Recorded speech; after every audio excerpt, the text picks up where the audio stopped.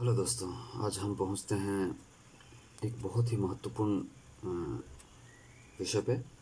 और ये विषय जो है कि आज की जो संसार है, आज का जो अ, विचार है, जिस तरीके से लोग आस्था से अलग हो रहे हैं, तो ये ज़रूरी है कि लोगों में आत्मीयता आए, सनातन के प्रति सोच बढ़े।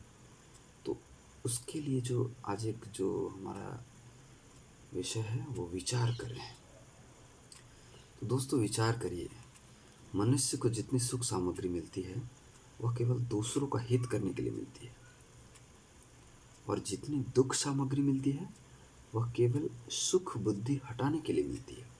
इसका मतलब ये है दोस्तों कि हमें जो सामग्री, जो सुख सुविधा, जो धन दौलत, ये सब चीज़ें मिलती हैं, इससे दूसरों की मदद करनी चाहिए। दूसरों को जितना हो सकता है हेल्प करनी चाहिए, और उससे आपको सामग्री और बढ़ेगी।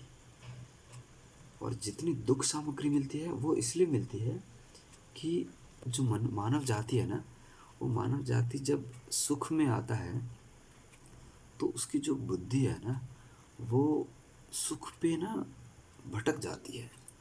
तो उस सुख बुद्धि को हटाने के लिए जो दुख, जो भगवान है वो दुख भी आपको बीच बीच में देते हैं कि आप थोड़े संभल जाइए। तो ये बहुत ही सहज विषय है दोस्तों, इसको समझने की ज़रूरत है। ये दो बातें जो है ना, आप सोचिए, खूब सोचने की, कितने विचार करने की बात है। संसार का सुख क्या है? अब आते हैं, जिस वस्तु की चाहना है ना, अगर हमको कोई चाहत है किसी वस्तु की और वो मिल जाए तो उससे सुख होता है ना। जैसे धन की इच्छा है किसी को, तो क्या होता है, अगर पैसे मिल गया, धन मिल जाए तो सुख होता है। अगर किसी को भूख लगी है तो भोजन मिलने से उसको सुख होगा। इसी प्रकार कामना की पूर्ति होने से सुख का एहसास होता है। वह सुख कामना के अधीन है। आप इस बात को समझिए कि जो सुख आपकी प्राप्ति हुई है वो कामना के अधीन है, मतलब उसको गुलाम है। आपने इच्छा व्यक्त की, आपको सुख मिला, और वो किस लिए मिला? क्योंकि आपने इच्छा व्यक्त की, तो उसके अधीन है। अगर जोरदार भूख ना हो, अगर किसी को भूख ना लगे और बहुत अच्छा आपको भोजन मिल जाए, तो सुख नहीं होता, खाने का मन नहीं करता, है ना। मन में लोभ नहीं होगा। अगर मान लीजिए किसी को लोभ नहीं है मन में, तो धन भी अगर मिल जाए ना, तो उसको उतना सुख नहीं मिलता, मज़ा नहीं आता, बोला यार ठीक है। तात्पर्य यह है कि जिस चीज़ के ना मिलने का दुख होगा, उस चीज़ के मिलने से ही सुख होगा। अंतर समझिए, देखिए, कह रहे हैं कि जिस चीज़ के न मिलने का दुख होगा उसी चीज़ के मिलने से सुख होगा।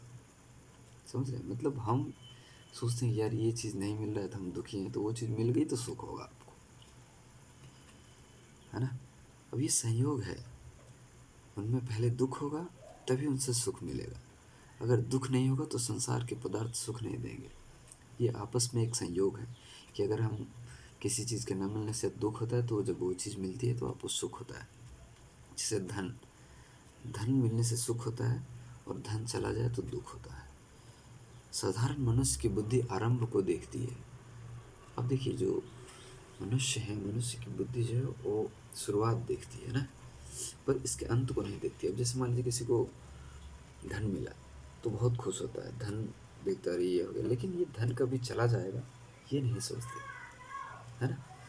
जो विचारवान मनुष्य होता है वो अंत को भी देखता है, मतलब इसका नतीजा क्या होगा, आगे क्या होगा, इन सब चीज़ों को विवेकी पुरुष देखते हैं। पर जो नतीजा न देखकर आरंभ देखते हैं वो पशु होते हैं। मतलब जो उसकी अंत तक नहीं जाते हैं ना, वो जानवर होते हैं। जानवर क्या, उनको जो भी चीज़ मिलती है वो अपना खाते हैं और रहते हैं, उनको कोई सोच विचार नहीं। यही तो अंत है, यही अंतर है मनुष्य और जानवर में। ठीक है दोस्तों, तो अब आप समझिए कि कितना महत्वपूर्ण ये टॉपिक था। अब देखिए, जो रोगी आदमी है, जीभ के थोड़े से सुख के वश में आकर कुपथ कर लेता है। अगर मान लीजिए कोई रोगी आदमी है ना, तो उसको रोग क्यों होता है? क्योंकि वो जीभ मतलब स्वाद के चक्कर में देखिए वो ऐसी ऐसी चीज़ें खाएगा, मतलब कुछ चीज़ें ऐसी ले लेंगे जिसका अंत नहीं सोचते वो। जैसे कई लोग मदिरा पान करते हैं,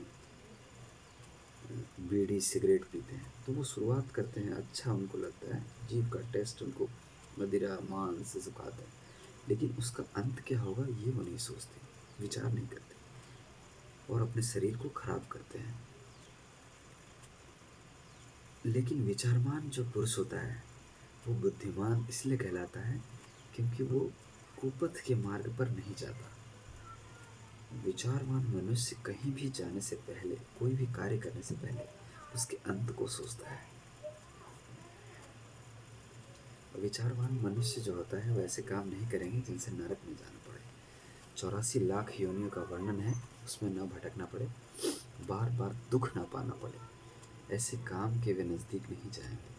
वे वही काम करेंगे जो सदा के लिए सुखी हो, सुख दे। धन्यवाद दोस्तों।